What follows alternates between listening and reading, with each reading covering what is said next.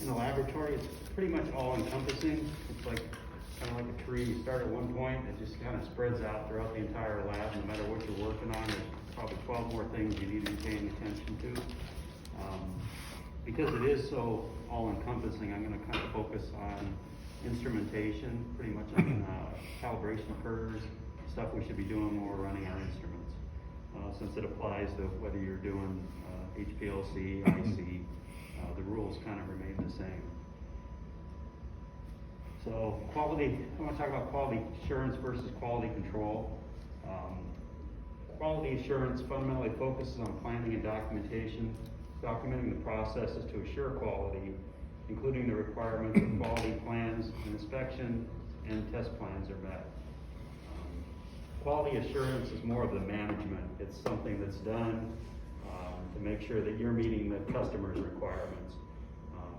So this is stuff that's generally done in our labs. Essentially the PI would make sure that we can meet the requirements of the client that we're working with. The quality control is a combination of systems, procedures, instructions, and activities that are performed to control and maintain work quality.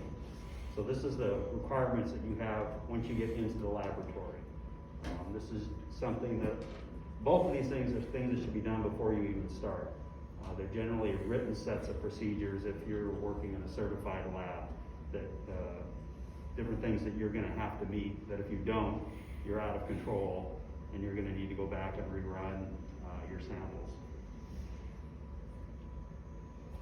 When you're running stuff in the lab, nothing is perfect. So one of the things that you kind of keep track of is errors that occur in the process.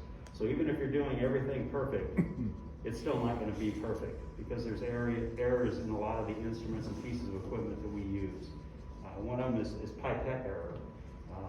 There's some, if you look through this, for example, on random measurement error, it gives different based on the size of the volumetric pipette, the ranges that they need to be in. So if you have 1,000 microliter percent pipette, you could be 2% off, that's 2 microliters. So that kind of stuff you have to kind of keep into account when you're giving somebody a number. If you're working in a certified lab, you go through and figure out all your errors that could occur in your system. And you'll present your number, maybe 5 ppb plus or minus, so that you're saying, look, we know that the number we're giving you is accurate for us, but inherent in the system, there is X% error in there. So you're not really reporting a perfect number. It's a plus or minus number. Other areas that are real common is even volumetric flask. I know that we have the plastic ones, we pick them up, we use them when we make our eluent. The problem with them is they're not super accurate. There's different classifications of volumetric flask. Example, the one on the left is a class A. So in 1,000 microliters, plus or minus 3 mils. But if you look at the other one, it's plus or minus 10 mils. So when you're making your eluent, if you're not grabbing that same flask each time, then you may suddenly have changes in your retention time and you're going, what's going on? I measured everything perfectly. It may have nothing to do with what you're doing. It may be the stuff that you're using to do your measurements. If you also notice on them too, there's a temperature on there. If you're above or below that temperature, you're increasing or decreasing your error.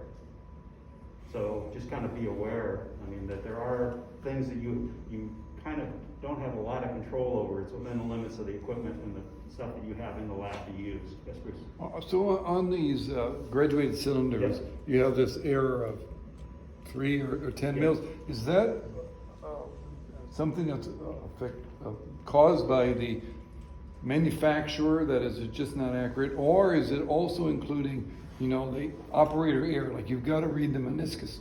You got to read the meniscus just right, and if you don't, there's an error in that. Or is it both? Or No, it's totally a manufacturer process. Okay. It costs them more to have somebody sit there and verify the accuracy.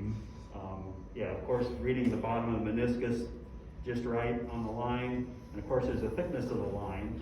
So it's the top of the line, middle line. There's always going to be some inherent error in there. But being consistent is important, and using the same thing each time is also important. So this is the kind of things we kind of have to watch for as we're doing our procedures every day. Another one is making the standards. We go in, we weigh stuff. We assume everything's correct, but you may be using an analytical balance that hasn't been calibrated.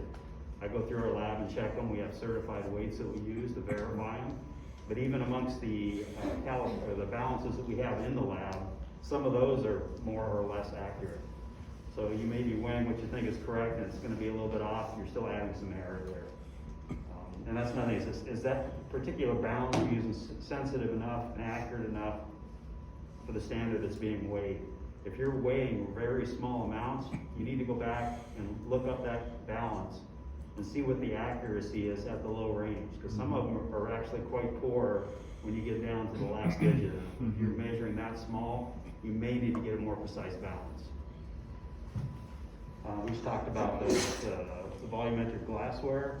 Another thing I've run into several times in a couple of the labs here is that they weren't accounting for the salt form that the standard was made up. So they were, so basically they weren't removing that mass in their final calculation. Sorry, my brain's not working. But anyway, so it made a considerable difference at the end. We caught it and worked it out, and so that's something also to keep an eye out for. Another thing too is when you pick up a standard or something, is they make them up in different salt forms too. So if you're not using the same container each time, you need to verify what that form is before you do your calculations. Next thing I'm going to go to instrumentation and some things that we look at here. These are some examples of Gaussian peaks or symmetrical peaks. This is what we kind of try to shoot for, so it's consistent over your center of your peak. The shoulders are about the same distance apart on either side. It becomes important when we start looking at our calibration curve. These are examples of saturated peaks. If you take a look at them, they look more like a shark's tooth kind of, or a fin on the back of a shark, where they're kind of sloped. We try to stay away from this. If you're running small columns and high concentrations, this is what it starts to look like. And I'll show you in a little bit how that affects things. Another thing is to look at your peak integration. Depending on how large the peak is in relationship to your baseline, if you're just kind of glancing at it, it looks perfectly fine. If you don't zoom down on the bottom of your peak, you may not be actually measuring what you think you are. It's very common to look at them and it looks like it's right across the bottom, it's been integrated properly. And then when you zoom in, you end up with something like number 2 or number 3 there, where you have peak shaving, where it removes some of the peak, or you have peak enhancement, where depending on how you set up that automatic integrator, it may want to follow what it believes is the baseline, and it may not account very well for that gradual change in the baseline when you do for example, when you change the eluent concentration throughout a run, and your baseline will kind of drift up or down. And if you don't actually go in there and take a closer look at it, you're probably going to get an incorrect measurement. Especially on smaller peaks, it's going to greatly bias your low numbers. So that's something to kind of keep an eye on. The other thing is baseline noise. I think I'll flip to the next one. This is just an example of the IC once I've zoomed down. It looks like a straight line when you've zoomed out, but on every instrument, it's not going to be. The reason being is that when the reason why we look at this is you're trying to force through a 0 point, which you really should not be doing. And it's a fairly common practice to use 0. You can set up your instrument. It's something to look at when you're setting up your method or you're doing your integration to make sure you're not forcing it through the 0 point. It's not a good practice. No machine can measure true 0. You can't measure something accurately that's not there. You're always going to have some kind of inputted noise. Every detector is going to have a different amount. Forcing it through that 0 is going to adversely affect your low-level concentrations because there's always noise there. If you force it through 0, you've basically deleted the noise. And so your number that you're going to get is going to be far larger off on your low concentrations than your high. So you're going to be biasing your results. So this is why we try not to force through the 0 point. It does make it look better sometimes as far as your calibration, but it's not a good practice. We have some other things that we look at is limit of detection. We need to know what that noise is at the bottom, especially if you're looking at low concentrations. So we look at a signal to noise response of the analyte that you're measuring. Generally, with limits of detection, it's in order to say it's there, we look at 3 times the baseline noise level. So if it's below that, we generally would say it's not detected. Then we have limits of quantitation. That's usually 10 times the amount of noise before we quantitate. Mm-hmm. So even though you see it, this is where we kind of start our initial point. The reason that we do this is if you go down too low, every time you do an injection, every time you go to the instrument, it's going to vary a little bit on its sensitivity. If we look at 10 times the noise, chances are we're going to have a much more consistent number over time. And then we have limits of linearity. And I'll go to the next slide. And this is like the shark tooth. The loss of the linearity can be a sign that the instrument detection source is approaching saturation. It's the point at where your curve loses linearity. And this is an example of that. Our limited detection, which is the 3 times the noise level, limit of quantitation at 10 times, and then limit of linearity. Mm-hmm. So when you start getting those shark's teeth, you're starting to lose that linearity in your curve. So if you start having curves that are off, you get this weird, your high level number that's off, then you need to kind of take a look at that and see if you're saturated. Another common problem is if you run, let's say, a handful of 4 or 5 lower levels and you throw a high level in there, not a good practice because that high number will generally bias your entire curve. If you're running things that have very high and very low limits in them, it's best to split up and create 2 different curves. When you run a curve like that, try zooming in on your lower level and take a look at it and see what the linearity is. Pull out those top points. Generally what you'll find is you'll have maybe pretty good curve overall, but when you zoom in the low range, it's not very linear. So it's something to take a look at when you're doing wide ranges of compounds, concentrations.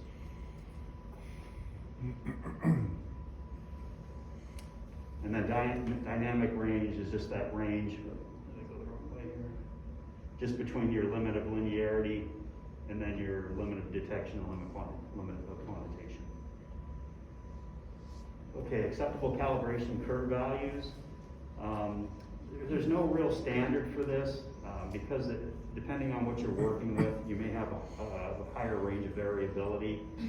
As a starting point though, 0.95 is kind of the minimum. At that point, it means that your calibration by itself yields a 5% variability in your results. And that's just too large in general. We try to stay under that number. In general, we try to achieve an R-squared value of 995. If you go to the outside and work in a certified lab, that's going to be your minimum. This is probably one of the things that when auditors come in, they look at very, very closely. They'll go back and actually pull your calibration curve, and they'll look, if you've had manual integration on it, they're going to take a look at those manual integrations. Because in most labs, your time crunch, what ends up happening is people cheat a little bit so they can get their calibration in order to get the results out. So this is a real common problem in laboratories that auditors look at. So just talking about the calibration curve in general, 3 points is the minimum for the initial curve. In general practice, we like to see at least 5. If you can do replicates of any of those points, that's even better. It gives you a better idea of your variability and kind of helps account for that.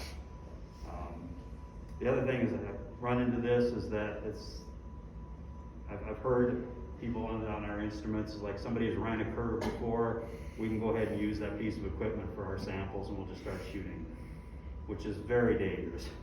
If you don't have control of that instrument and know what's done to it, somebody comes in to do service, somebody changes the injection port, all that stuff can change your calibration curve. And because we're in a lab where everybody uses the equipment, you simply don't know what has happened to that. So you're generally going to have to go ahead and run a calibration curve. There's a way to kind of get around that if you've created a calibration curve, and it's been set within a predetermined time. And a lot of the stuff, when you hear like, a predetermined time, that's based on statistical.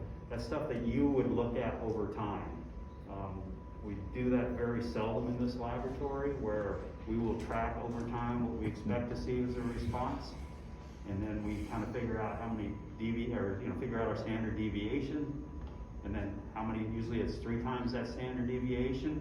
We could shoot a single standard, and if it's within that 3 standard deviations, at least in a certified lab, we would not have to run an entire calibration curve. But we generally don't do those statistics here, so most of the time we really need to run at least a minimum calibration curve before we run our samples. The other thing is, most time in an outside lab, in order to mimic your results on your samples, we're going to use extracted standards. So our standards, we would create our calibration curve essentially, and those would run through the exact same process that our reactors, whatever else, would go through. It does create a lot more variability, but that's realistic variability. It's great having that perfect, 1.0 curve, but in real life, that's not realistic. The way we work to try to get around that is we'll include an internal standard.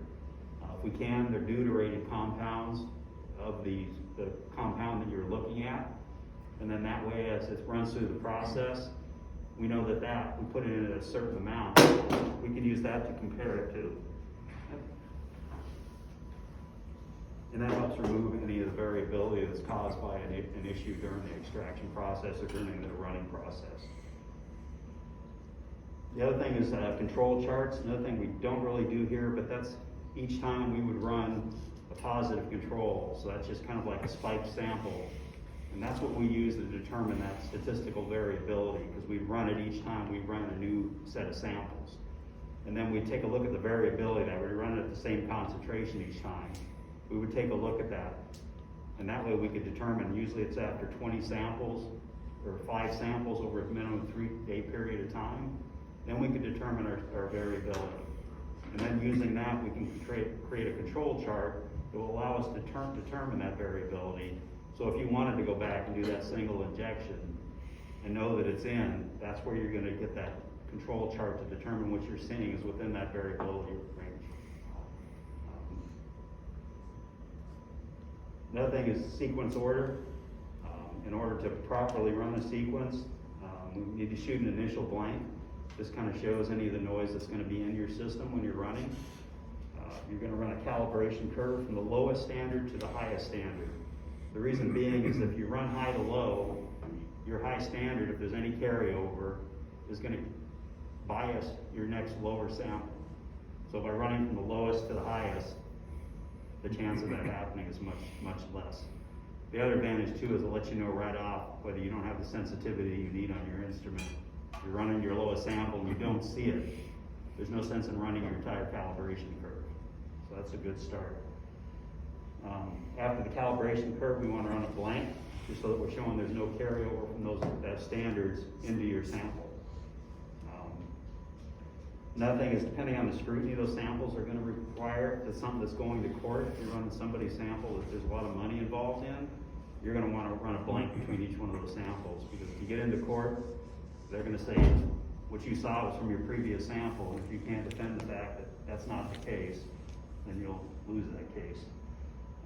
Generally, every 10 samples, we run a mid-range standard, the blank on either side of it. This helps make sure that we've maintained our sensitivity, and also that if we've had retention time shifts, that we see that and we can account for it. This is really important on like the IC, where we have to add eluent because we're running it for a really long time. This allows us to look at it and make sure what we're looking at is what we think it is. Because the instruments are dumb. They only tell you what you ask them to tell you. If you tell it something's going to be at this time, whether it is or not, it's going to tell you that that's there. So you need to go back and verify the retention time is correct for the compound you're looking at. And then at the end, we generally run another standard, another mid-range standard, preceded by a blank. Once again, just to verify the entire run is valid. If you're in an outside certified lab, if you run a mid-range standard every 10, if it's acceptable, you're fine. You ran the other 10 and it wasn't, you throw out the data for the previous 10. Mm. So if you're running real critical stuff, you may run standards at a much higher frequency because you can't afford to lose the time. And I think that's pretty much it. That's And good. there's a lot more to it. If you guys have questions outside of this, I'm happy to try to help out any way I can. All right, questions, follow-up? So, there are few times that the peaks overlap with each other. If they will. So, the peaks actually, they are very close to each other Yeah. or they overlap with each other. So, how we should calculate it? You know, it depends on the instrument. Some of our instruments are better than others, where it will allow you to kind of create the shoulder that you can't see. Generally what happens is you're gonna drop a line straight down between the two peaks that you have, and just realize that is gonna bias your sample result to a lower number than it actually is, because you're shaving off the entire shoulder of that peak. Generally, when we see that as a sample that is critical, we try to do the method development part on the instrument in order to try to separate out those peaks of importance. And that can be quick, or it can take a long time to do. And you may not be able to correct for that depending on what you're looking at.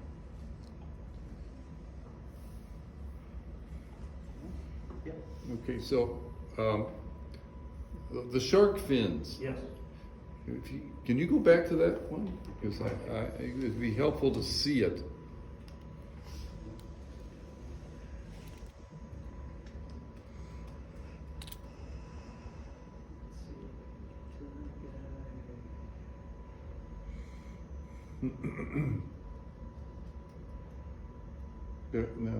Yeah, okay, that's the next one, yeah. There we go. All right, so on the left, the sharks are swimming to the right, and on the right, they're swimming to the left. So why does the shark fin shape switch? I'm not sure, Bruce. It may just be the individual compound, and it may just be the concentration, the way it attaches itself to the particles in the column. Without playing with it more, really. Okay, all right, okay, so, The important thing is that it's no longer a symmetrical yeah, peak. yeah, okay. So one more thing, if you're doing a calibration over a pretty big range of Yep. concentrations, you start to get this nonlinearity. If it's repeatable, could you just use the curve with it being nonlinear? You can, and the reality is not all detectors are linear. Yeah. It's very common on LCMS to have a quadratic. Yeah. Yeah.